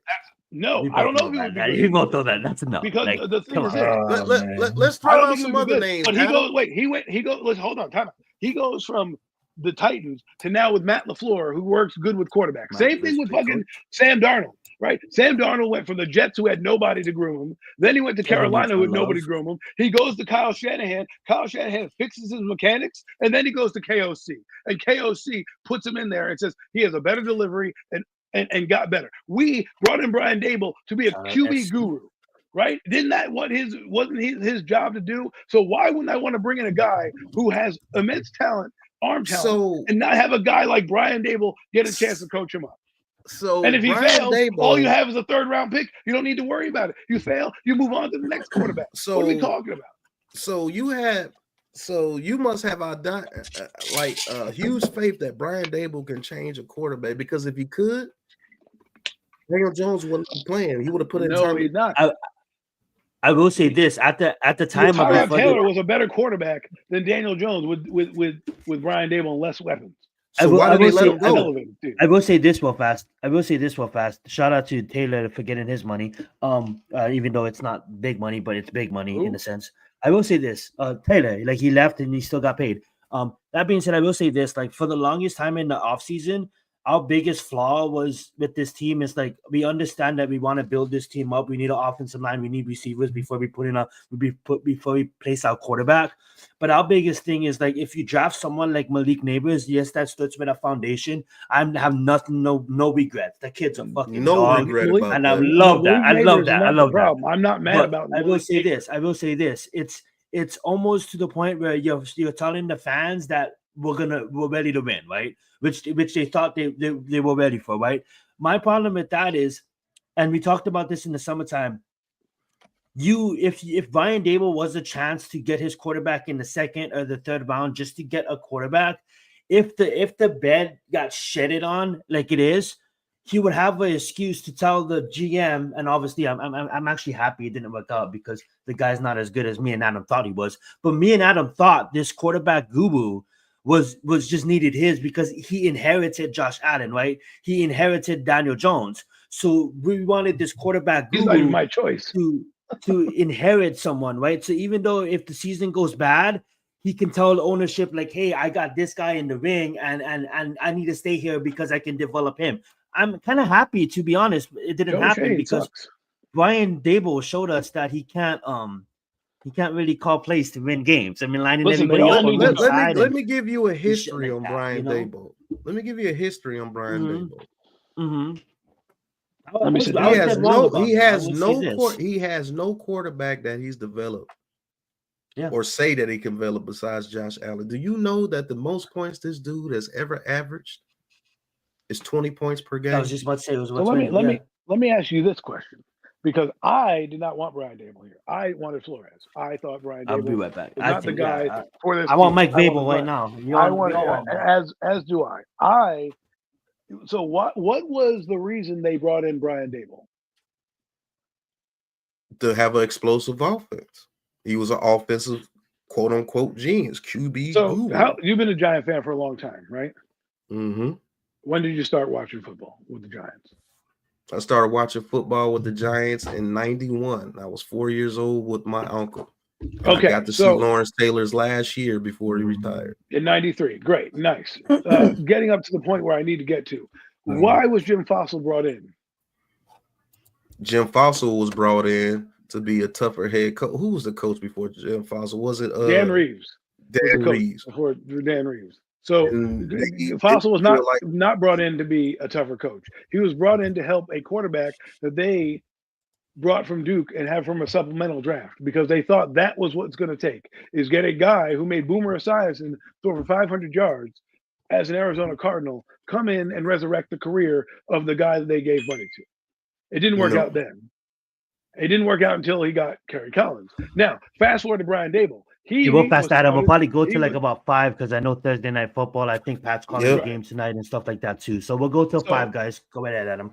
So the point was Brian Dable was brought in for the same exact purpose.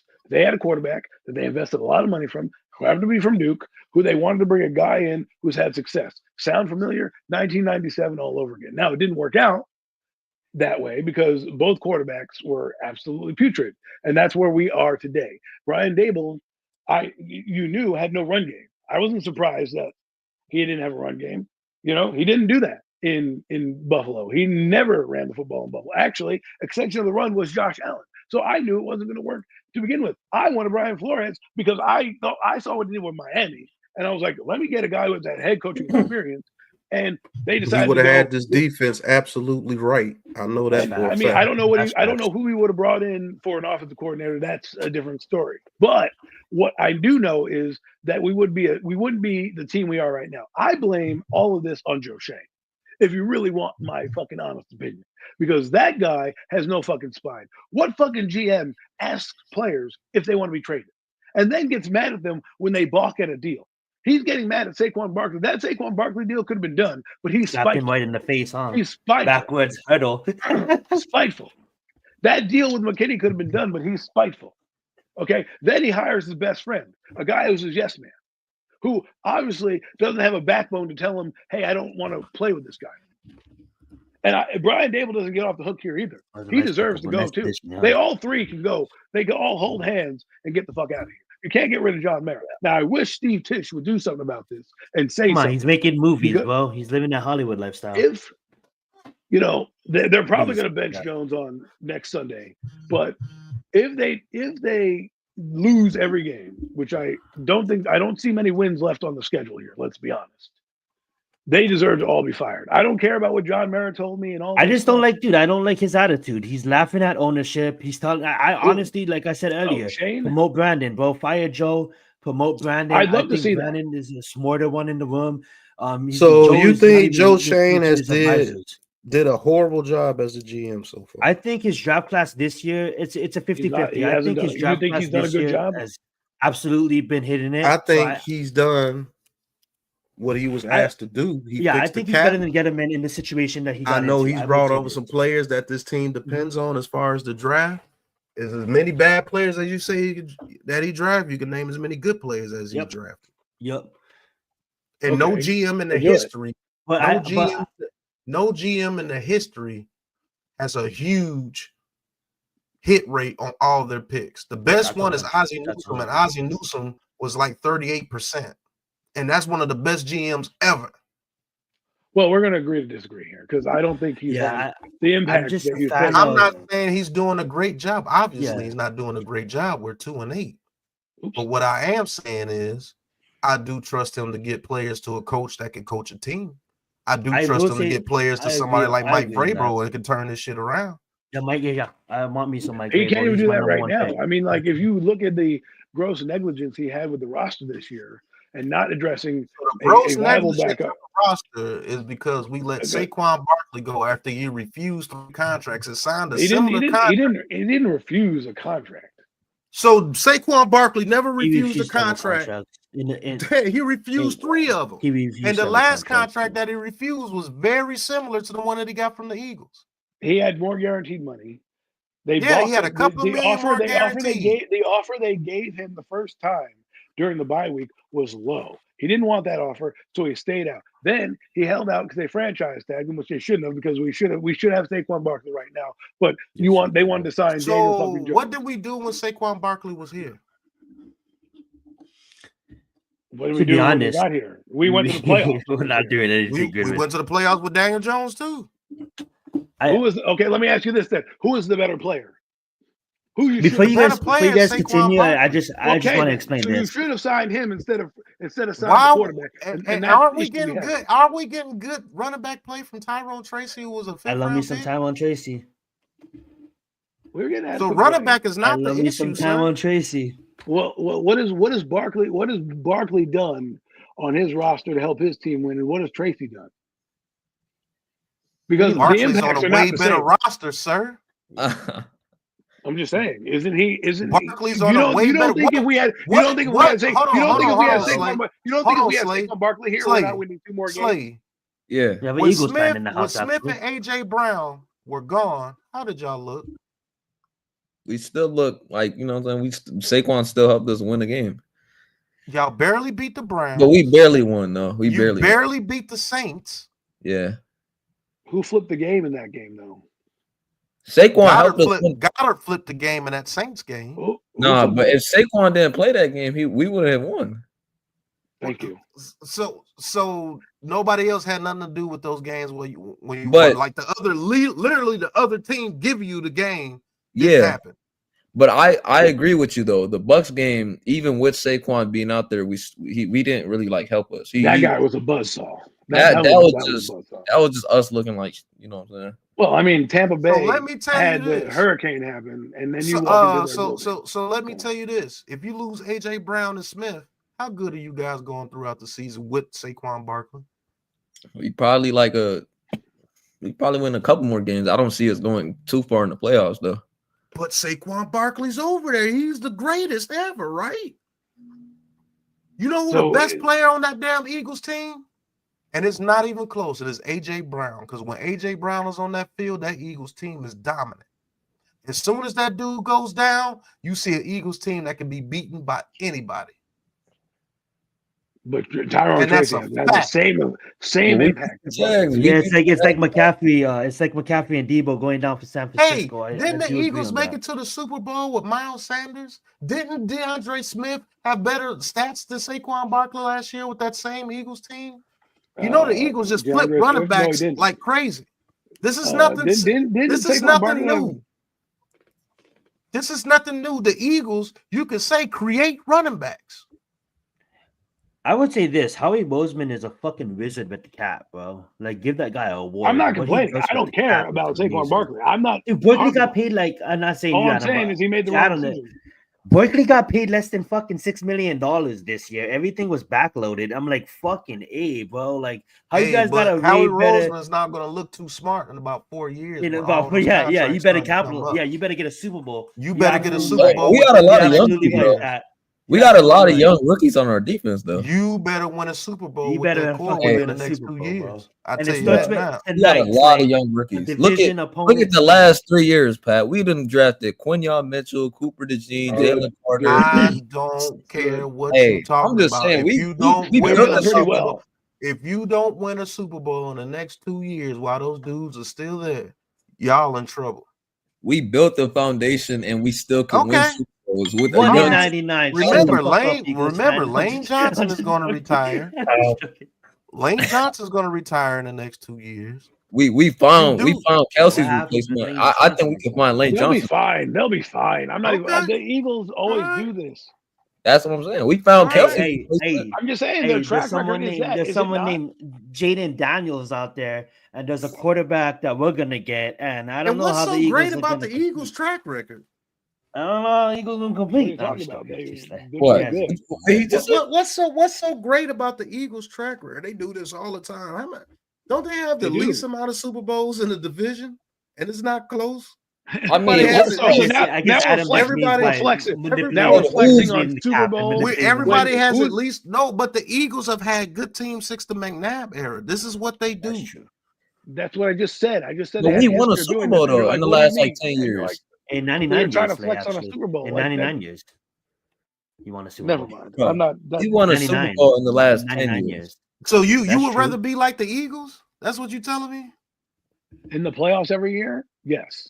As far as right now, In the I playoffs don't know, I'm every year, pretty- that don't mean shit. They've been in the playoffs in 2021. They went to That the don't Super Bowl mean 2021. shit. You can make the playoffs every year like the Cowboys, and they You won a guys Super Bowl praised in over us 30 making the years. playoffs in 2022 as if it was the best fucking season in the world. And now you're saying Because we weren't expected to make the playoffs, sir. now you're poo-pooing a team that has been to the mountaintop. Give me a break. Get out of here. always We go to the playoffs every year. How many times have the Giants been to the mountaintop, sir?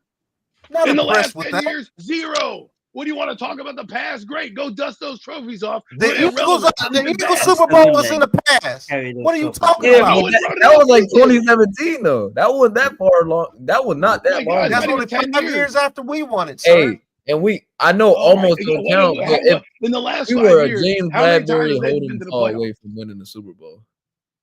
We were a Hey, James You go cheer for a team to make the playoffs and lose every year. Hey. Go do that. I'm already cheering for a team that can't even win. I will say this I'd rather get my ass whooped than make it to the playoffs every year and don't do shit like the 49ers and the Eagles.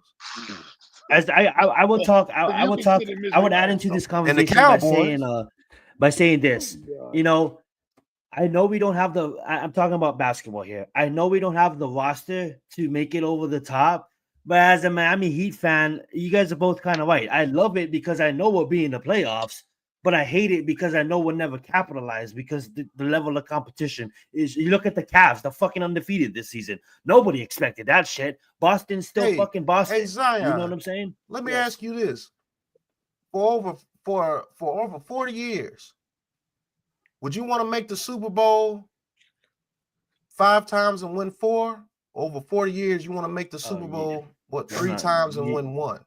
See, now you're talking extremes. You already know the answer to that. If you talk about the success of the Giants right now, hey, the last hold 5 on. years, Would you rather no? Would you rather miss the playoffs 8 years or make the playoffs 8 years in a row and never win shit?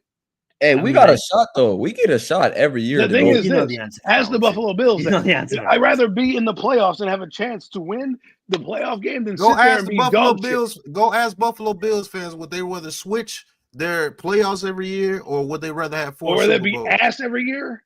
Would they rather be ass like we are? We're not ass here. We're the only team to win a Super Bowl. What do you mean I'm we're gonna not say this ass? real fast too. I'm gonna let's everybody let Raphael talk because he's been there for at least 30 minutes. Because He hasn't said shit.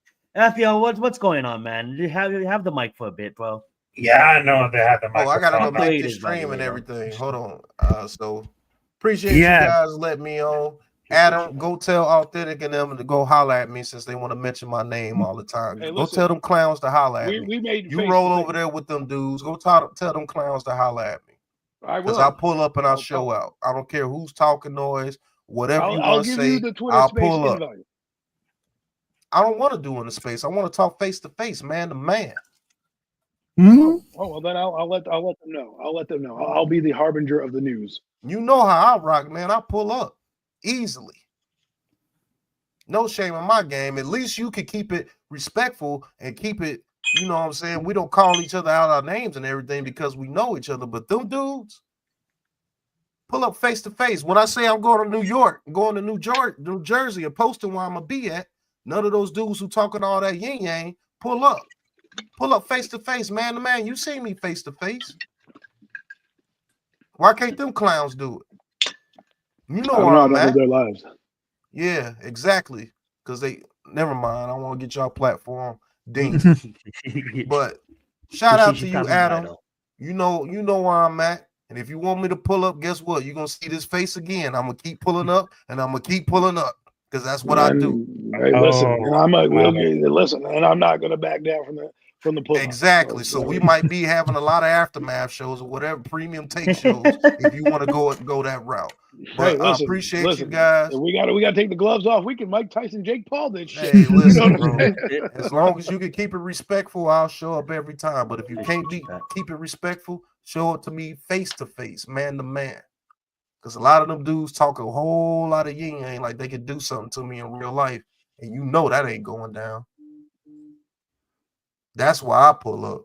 But Zion, appreciate you. Keep doing y'all thing. El Capitan, thank you for calling the games on the Big Blue Crew Sports Network in Spanish. Slay, Yes, good sir. to see you. What are you, about 18 now, Slay? 17, 18? I'm 17. I got like 8 more 17? months. 8 more months. Oh, His Hey, your voice his done voice got has dropped deeper since and we talked to everything, him, man. Ah, You sound like a man now.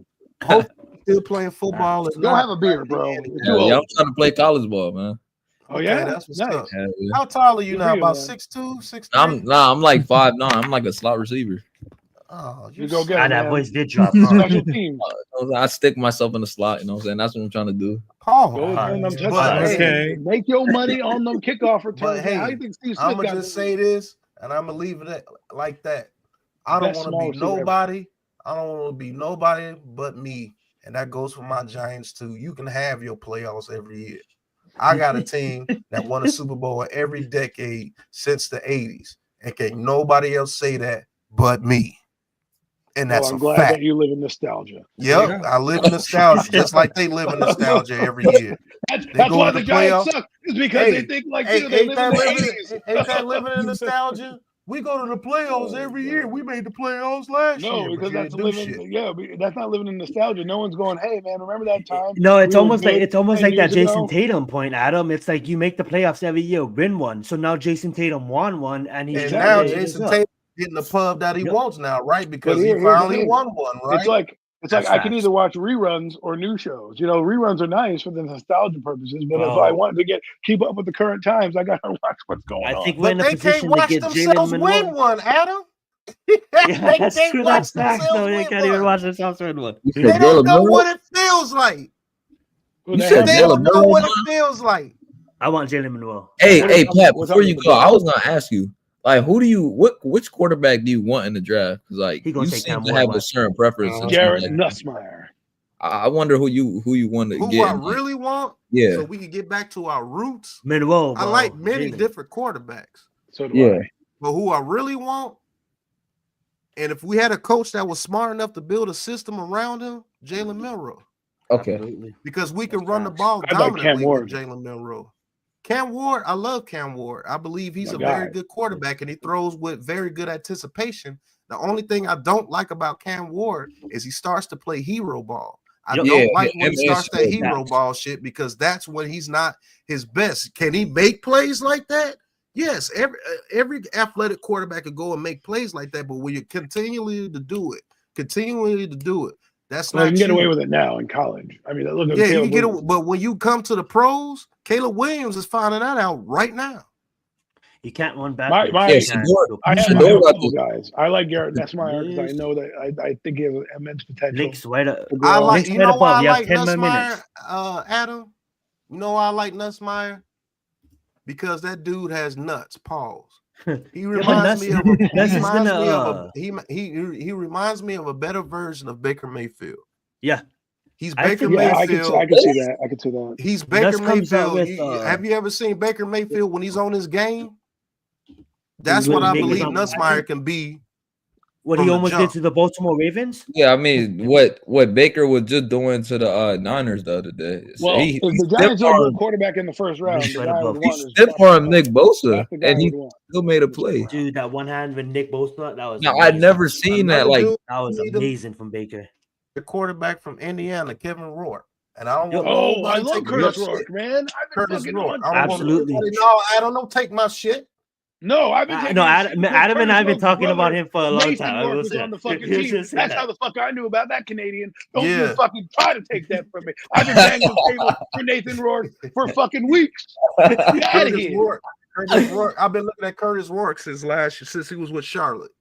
See, I think Nussmeier comes out next year at Nico. Ah, I think that's Nico's right, one of the top man. picks next trying year. to tell me blah blah blah. You know who else honestly, I love? feel like I Nussmeier should love- stay one more year. That's what Nah, I'm saying. man, come Nussmeier out, stays bro. one more year. Yeah, He comes out with I Miller. think Nussmeier he comes out with and Nico. Milroe go back to school. Nussmeier's got to come out with you. because I think they got a 5-star athlete behind him or something like that. So So does- to Oh me, yeah, you does, talking about Bryce Underwood? Yeah, yeah. So to So does me, Texas has fucking Orch on the bench. You know what I'm saying? so where's he going to go? Is my point. The only thing for him is probably the NFL because Well- every team that's big has somebody in the wings that they're waiting Yeah. on. Oh, And so This he's is not my gonna- plan.